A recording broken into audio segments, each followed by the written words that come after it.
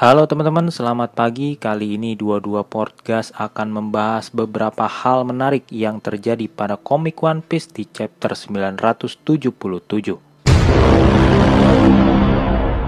Sebelum Dua Podcast memulai videonya, Dua Podcast berharap kalian semua dalam keadaan sehat, stay safe, dan tetap di rumah aja jika memang tidak ada keperluan yang mendesak. Tujuannya jelas, yaitu untuk menekan angka penyebaran virus COVID-19. Bersama-sama kita lawan virus ini. Dan jangan lupa untuk saling berbagi sekaligus saling mendoakan agar kita semua terhindar dari virus ini. Indonesia bisa. Pasti bisa. Oke, kita kembali ke pembahasan.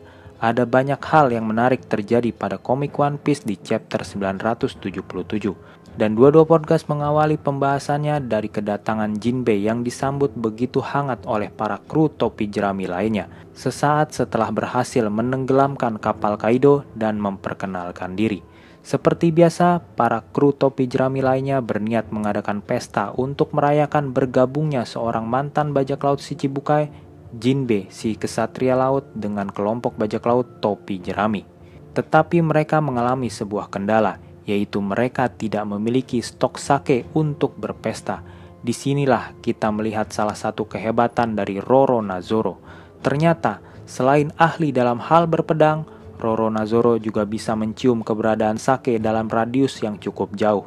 Entah ini merupakan kekuatan haki atau memang Roronoa yang sangat menyukai sake. Sama seperti Vinsmoke Sanji yang mampu mendeteksi wanita yang sedang menangis pada saat berada di Arc Pang Hazard. Saat itu Vinsmoke Sanji menyelamatkan Tashigi yang sedang menangis karena para bawahannya dihajar habis-habisan oleh atasannya, Vergo, yang ternyata adalah seorang pengkhianat. Dan benar saja, tidak jauh dari perairan itu terdapat sebuah benteng kecil. Denjiro menyatakan bahwa saat malam festival api berlangsung, para prajurit merayakannya di tempat tersebut. Tentu saja ada banyak stok sake di tempat tersebut. Dan dengan cepat, Roronoa menemukan apa yang dia cari. Lalu kelompok bajak laut topi jerami mengadakan pesta di tempat tersebut.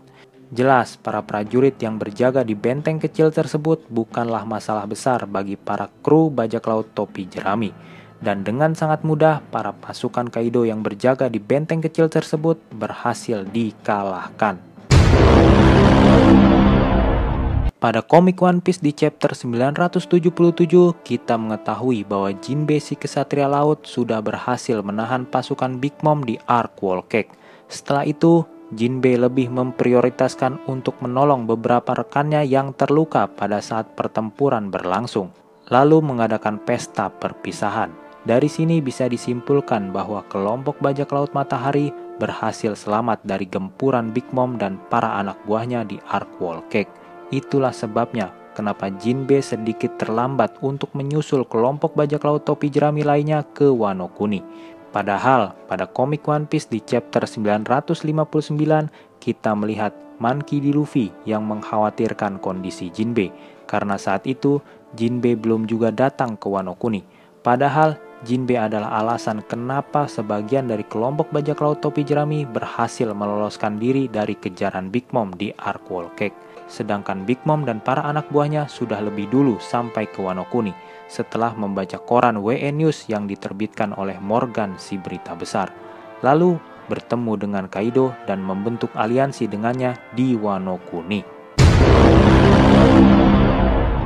Lanjut ke hal menarik lainnya, yaitu Pulau Onigashima yang menjadi markas utama Kaisar Lautan atau Yonko Kaido. Pada chapter 977 ini kita melihat Pulau Onigashima dari jarak yang lebih dekat dibandingkan chapter-chapter sebelumnya.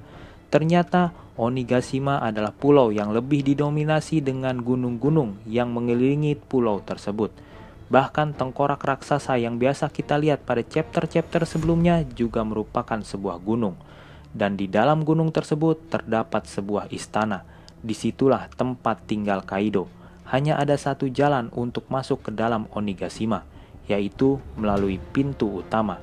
Jelas ini sangatlah berbeda dengan markas Big Mom di Pulau Wall Cake.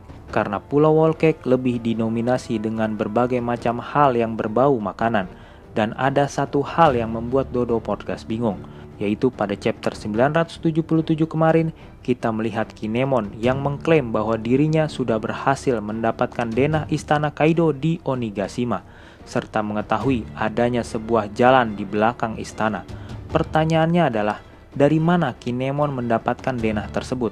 Karena pada chapter 929 kita mengetahui bahwa Franky yang ditugaskan untuk mencari informasi tentang denah istana Kaido gagal menjalankan tugasnya.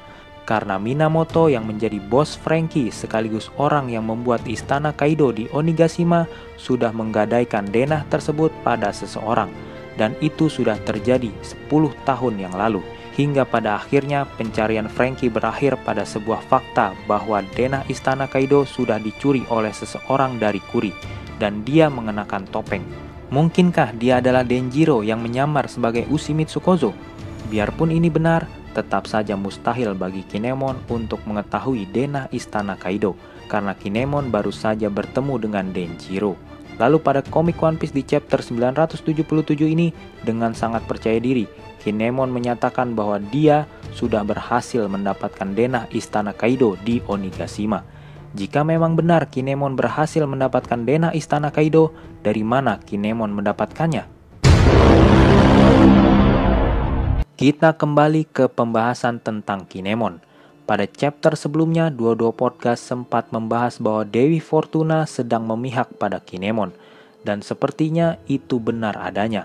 Karena pada chapter kali ini, Kinemon terlihat sangat terkejut ketika ditanya tentang rencananya yang asli oleh Denjiro sebagai salah satu rekan sesama Nine Red Scabbard. Beruntung saat itu mereka sedang berada di atas kapal Trafalgar Dilau yang merupakan seorang bajak laut yang cerdik dan jenius. Trafalgar Dilau langsung menjelaskan strategi penyerangannya secara rinci kepada para samurai Nine Red Scabbard. Bisa dibilang Trafalgar Dilau adalah otak di balik penyerangan para Nine Red Scabbard, suku Ming, dan para samurai-samurai Wano lainnya ke Onigashima. Memang bukan rahasia lagi apabila Trafalgar Dilau adalah seorang bajak laut dengan kemampuan untuk menganalisa suatu tempat secara mendetail. Sebagai bukti, hanya dalam waktu singkat, Trafalgar Dilau sudah mampu untuk mendapatkan beberapa informasi penting tentang kondisi perairan di wilayah Onigashima yang menjadi markas utama Yonko Kaido. Sedangkan para Nine Red Scabbard lainnya seperti Denjiro sekalipun seperti tidak mengetahui apapun tentang Onigashima. Padahal Denjiro merupakan orang dekat Kurozomi Orochi dalam jangka waktu yang sangat lama. Perlu diingat bahwa Trafalgar Dilau baru beberapa hari saja menginjakan kaki di Wano Kuni. Tetapi menurut dua-dua podcast, Kinemon tetaplah orang yang jauh lebih jenius dan cerdik dibandingkan Trafalgar Dilau. Karena dia mampu memanfaatkan rencana yang dibuat Trafalgar Dilau menjadi seolah-olah rencana yang dia buat. Bahkan orang jenius lainnya yaitu Denjiro juga berpikir bahwa itu adalah rencana Kinemon dan menyebutnya sebagai seorang pemimpin yang hebat. Sudah sangat jelas bahwa Dewi Keberuntungan sedang memihak Kinemon, seperti layaknya bagi si badut yang mampu meloloskan diri dari penjara paling ketat di dunia One Piece bernama Impel Down tanpa mengalami luka sedikit pun. Setelah itu ditunjuk langsung oleh pihak pemerintah dunia untuk menjadi salah satu kelompok bajak laut si Chibukai. Lalu bagaimana dengan nasib Kinemon selanjutnya? Apakah nantinya dia adalah orang yang dianggap sebagai seorang pahlawan Wano Kuni seperti Ryuma?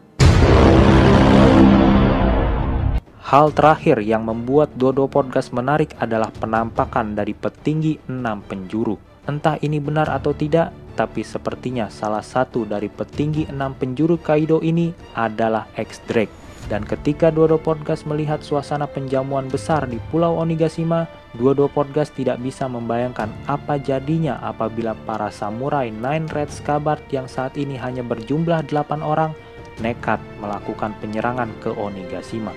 Bahkan saat ini dengan samurai yang terdiri dari 5.400 orang serta aliansi bajak laut 11 supernova sekalipun, mereka belum tentu bisa memenangkan pertempuran melawan Kaido. Kemungkinan besar apa yang dikatakan Kurozomi Kanjuro pada chapter 976 adalah benar adanya. Saat itu Kurozomi Kanjuro menyatakan bahwa mereka semua tidak akan bisa mendarat di Pulau Onigashima. Sama seperti peristiwa 10 tahun lalu yang dialami oleh Asura Doji. Saat itu para samurai kehilangan kesabaran dan memutuskan untuk berlayar ke Onigashima. Setelah itu, mereka semua harus membayarnya dengan nyawa mereka. Jelas, mengalahkan Kaido bukanlah tugas yang mudah untuk dilakukan.